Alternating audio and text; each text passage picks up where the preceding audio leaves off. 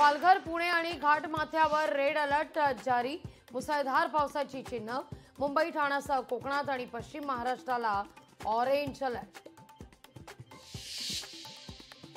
मुंबईत आज समुद्राला मोठी भरती। दुपारी समुद्रात सर्वाधिक 4.67 मीटर उंचीची लाट उसळण्याचा अंदाज।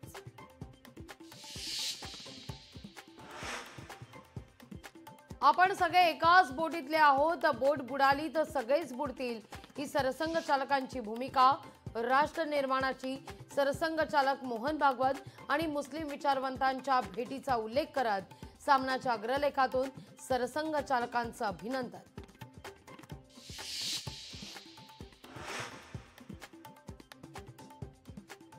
उपमुख्यमंत्री अजित पवारांचा हिंजवडी परिसराची पाहणी करताना पारा चढला।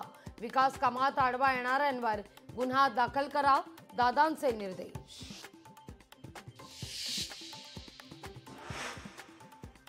जालना मतदारसंघातील काँग्रेसचे नेते आणि माजी आमदार कैलास गोरंट्याल काँग्रेसला सोडचिठ्ठी देण्याच्या विचारात। गोरंट्याल भाजपच्या वाटेवर असल्याची चर्चा। महायुतीत मानपमान नाट्य। सामाजिक न्याय विभागाच्या बैठका परस्पर घेऊ नका। मंत्री शिरसाटांचं थेट राज्यमंत्री माधुरी मिसाळ यांना पत्र। तर बैठका घेण्याकरता परवानगी घेण्याची आवश्यकता वाटत नाही, मिसाळ यांचा पलटवार। कोयना एक्सप्रेसचं इंजिन बदलापूर स्थानकात फेल। अनेक प्रवाशांनी रेल्वे रुळावरून केला जीवघेणा प्रवास।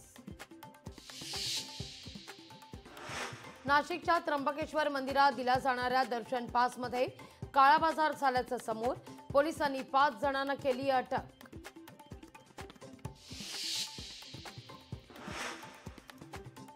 आज 26वा कारगिल विजय दिन। आजच्याच दिवशी पाकिस्तानी सैन्याला धूळ सारत कारगिलच्या पर्वत रांगांवर आपल्या योद्ध्यांनी फडकवला होता तिरंगा।